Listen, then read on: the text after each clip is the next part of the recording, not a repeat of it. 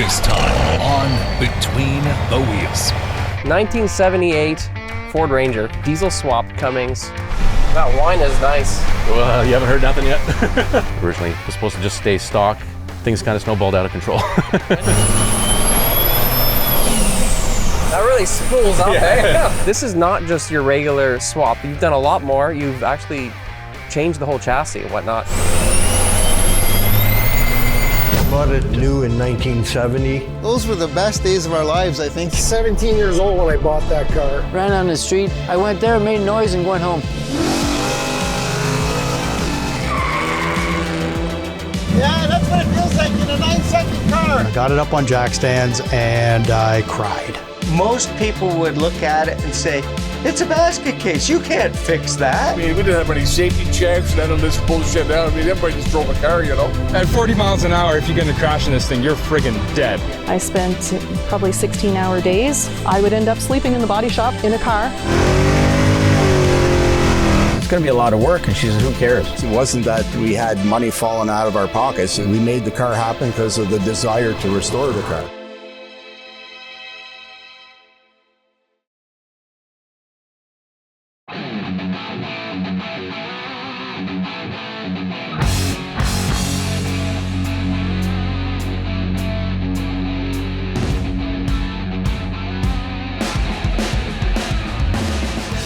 So this time on the show, we're doing something a little different. We're not doing a muscle car from the golden age of the muscle cars, mid-60s, early 70s. We're doing a diesel swapped Cummings 1978 Ford Ranger.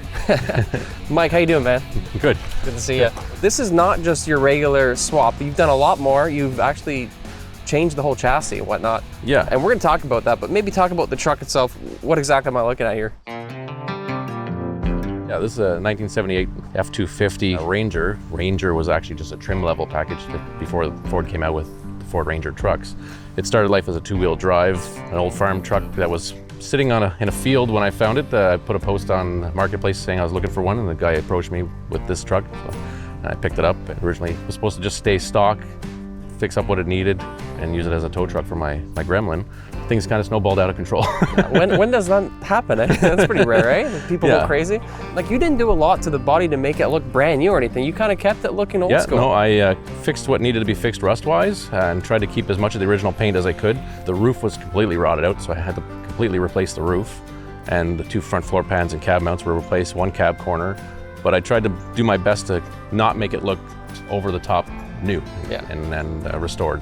So all you really did is structurally repaired it. You get the floors, you get the roof, so it's safe as it can be. Obviously, these things were not safe back in the day, but you just, as long as there's some structure there, and you just kind of want to make it look kind of like it's supposed to. Now, mind you, obviously this is not how it looked originally. No. However, what your inspiration was, you had a pretty cool inspiration with this. I think it's pretty obvious, but maybe talk about that. Yeah.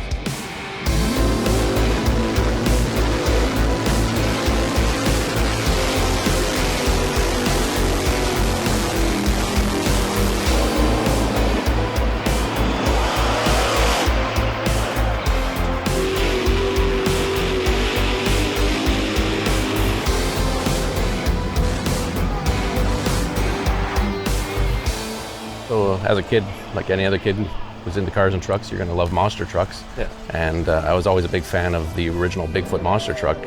And so I tried to use as many styling cues as I could from the original Bigfoot 1 monster truck, with the tube grille, the winch bumper, the roll bar with the lights on the front, and stuff like that, which is all what that Bigfoot had on it. Yeah. Obviously it's not a regular cab, which Bigfoot was, but still, it was fun to do. And it was a bit of a challenge to find the vintage stuff to make it that period correct as well.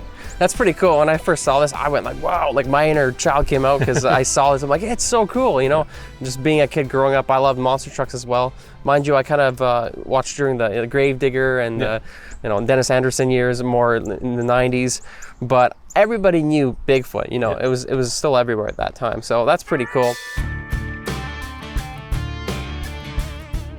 And so you changed this from a gas? Yeah, it was a gas, two-wheel drive, had a 351M with a 4-speed. They're like 140 horsepower stock, not much to brag about those years with the smog pollution stuff they had on them.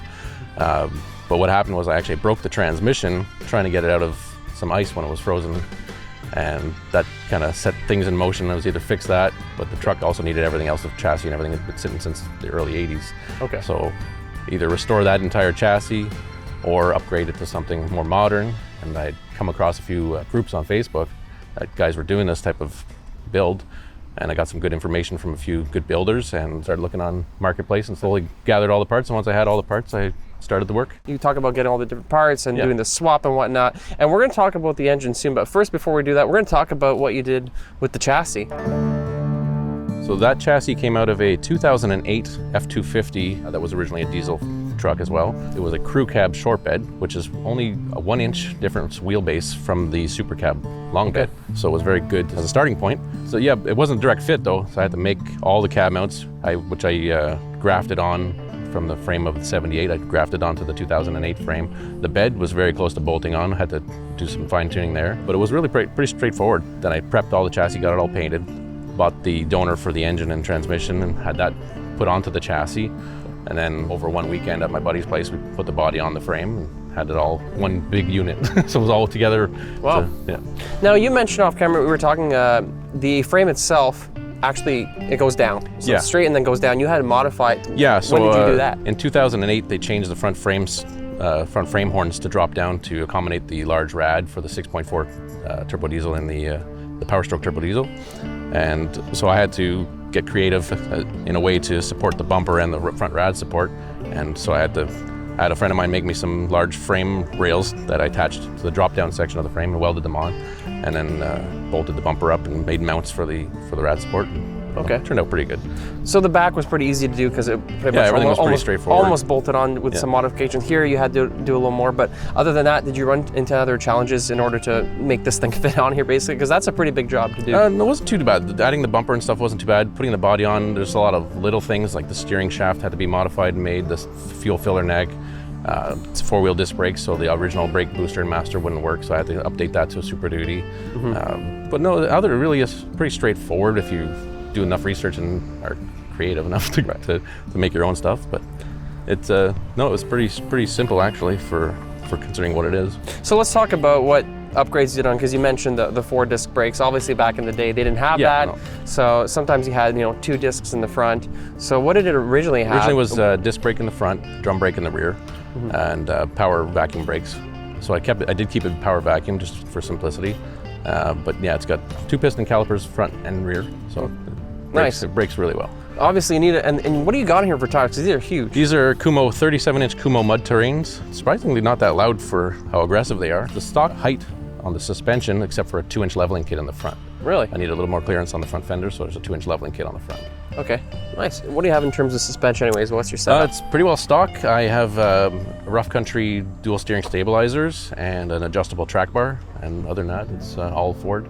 All original Ford equipment. So. Wow, so you really didn't do much on the suspension. You would think. It's yeah. From afar, it looks like you might have done a lot, but really it wasn't. So this was a budget build for sure. Yeah, budget build for sure. And the stuff that comes factory with them is already extremely heavy duty, so there was no real reason to upgrade it. So all right. I put new shocks and new whatever was worn out needed to be replaced has been replaced, but other than that, it's all original. That's awesome, because now he's got a brand new frame, and obviously it's a modern frame, so that means you have modern suspension, modern steering, modern everything basically. How does it drive? It drives like a modern Super Duty. It's still a little bit rough because of heavy duty suspension, but we a friend of mine, we went on a little road trip not long ago, and it was fine. It just drives like a normal truck down the road. Cool. Yeah. Now this is not considered a square body. What's the actual styling of the truck? So this generation of these Fords was considered dent side, because on the side of the truck here you have this little indentation that runs down the length of the truck. Okay. And the previous year to this, these are not Ford names, these are just owners' nicknames over the years that just stuck. Right. The previous generation was called a bump side because it came out. So when they went from bump side to dent side, they just continued the name, and then further on the names continued to change with the generations. So. Right, and then eventually went to square body, which is very desirable, but still, it's pretty much almost exactly the same thing. Same styling more or less. I think what we got to do next is actually we got to open the hood and look underneath, because obviously it's pretty exciting to see what's under here. So let's see what you've done under here.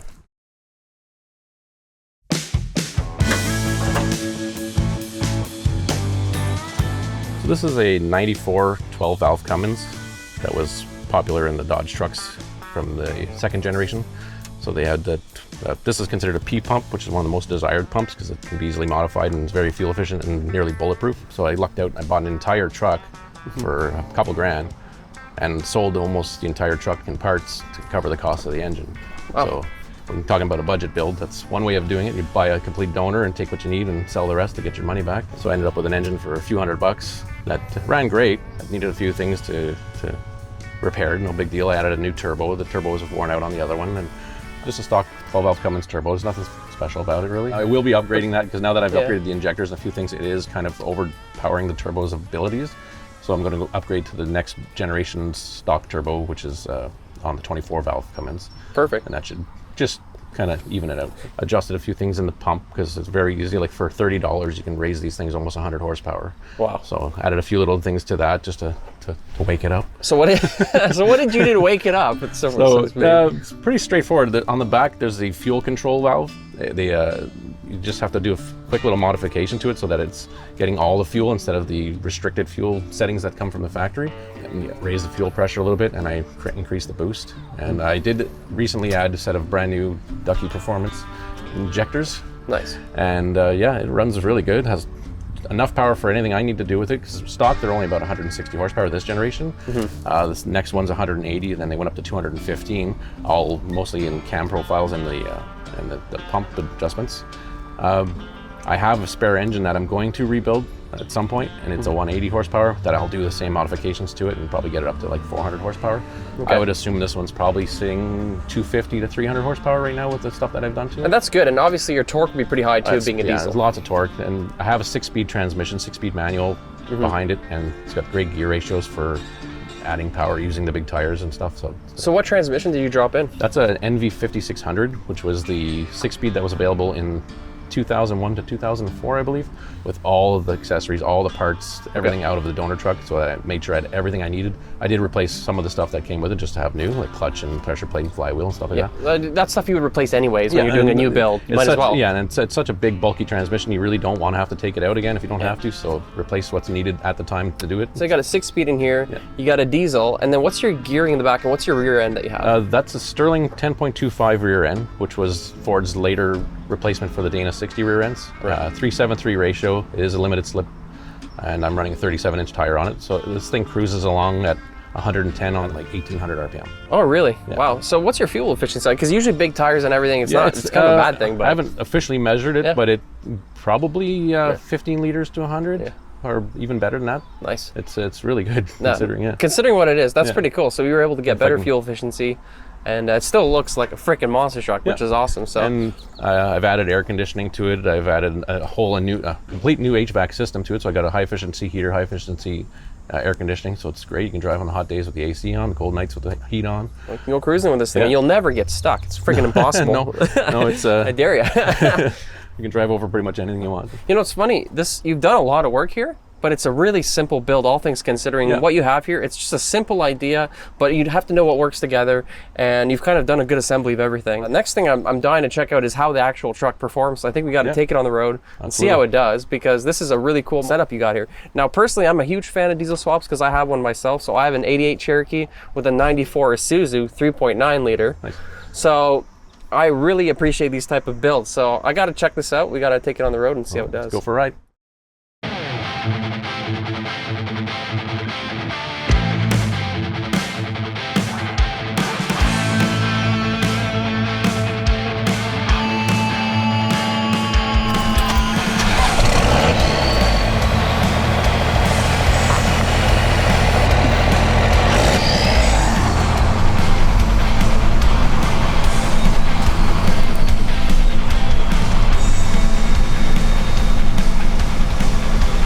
That wine is nice.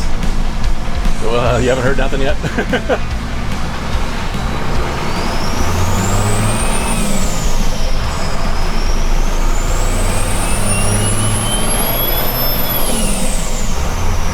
Oh, wow.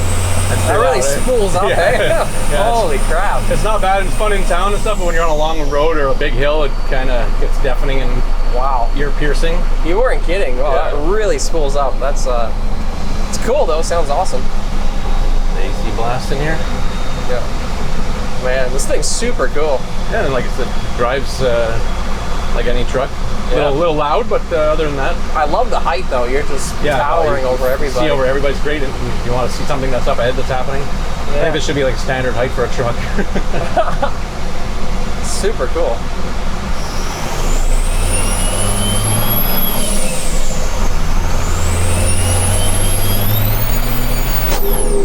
I don't know what that was. Oh, I think I blew an intake pipe off. You blew an intake off? No way. Yeah. I was like, that's not right. Well, you are rolling coal though. This is awesome. It's gonna just dump fuel now because it doesn't have any air going in it. I'll pull over and see if I can reattach it. Oh man, that's hilarious. It's not happy. Oh man, that's it, man. All the times I've beat on this thing and it has to break now. Of course it does. That's how it works, man. Yeah, 30 PSI can do things to something. Some rubber couplers. That's hilarious. It's funny, my Gremlin had a pipe off, like barely connected for like 2 seasons and I didn't even know. Really? And finally discovered it one day and holy crap, the car was like a whole other beast after I hooked that back up. Oh yeah, I bet. Almost sounds like a Jake brake with that on. Yeah, see, it does sound like a Jake brake, huh? That just goes to show you how much boost you got. Like, yeah, well, the gauge only goes to 30 and it was pinned, so it might have been a lot more than that. Who knows? Freaking nice drive, though. Yeah, like I said, like other than how loud the mechanics of the engine and the turbo are, it drives really good. But you're not making this to be like quiet drive with sound protection. It still has to have some 70s era noise to it. It's a freaking man's truck, you know. And I insulated the cab like all under the carpet, inside the doors, above the headliner. Try to dampen it as much as I could. But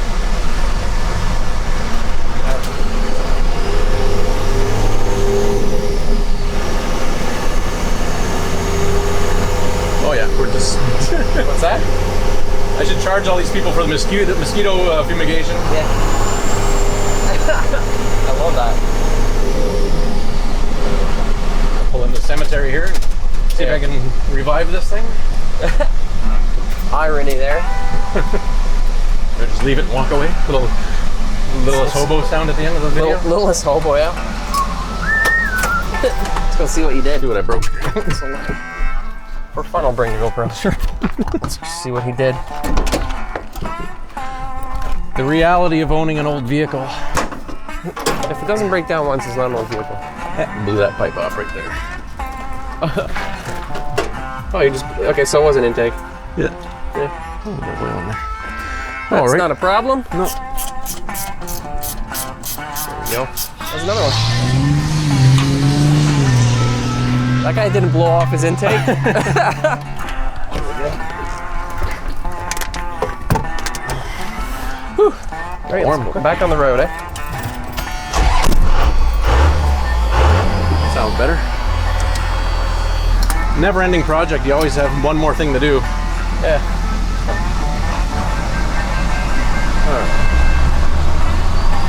On the road again.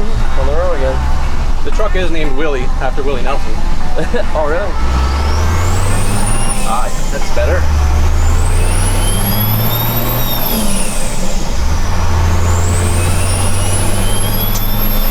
That was a rock. Not again. That was not loud enough to be an intake coming off. All right, Mike, well, that was an awesome drive. This thing is definitely a beast. I think you have the best of both worlds. You got the classic look, but it drives like a brand new car. Super cool, and it's a lot of fun. Yeah. No, I like it. It's definitely going to be my last truck for a while because I can drive around like a normal truck and not have a $1,000 a month payment. So. It's basically a daily driver. It owes you nothing, and you have a lot of fun with it. And I definitely want to have him back on the show because you have a really cool Gremlin, which is kind of how we met in the first place. We want to do it. Unfortunately, it's not running right now, but it's an LS swap Gremlin. I think we're going to do in the future. It's hopefully we can get that thing back out soon. And it's known for doing some pretty badass wheelies, so I'd love to see that. But in the meantime, man, I want to thank you for being on the show. Thanks, man. And here's your hat. Awesome. Everybody gets a hat. There you go. Thanks, man. Little keepsake. So we'll definitely see Mike again in the future, and I hope you guys enjoyed it. We'll see you next time. Next time on Between the Wheels. You can't do an episode on hot rods and not do a car from the 20s. This thing weighs 1,250 pounds. I mean, it's as light as a feather. I mean, this is a strong engine. This thing is fast.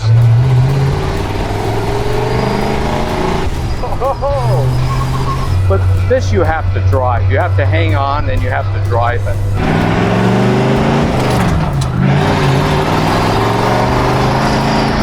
Oh man, I have no idea what speed I'm going. It doesn't matter.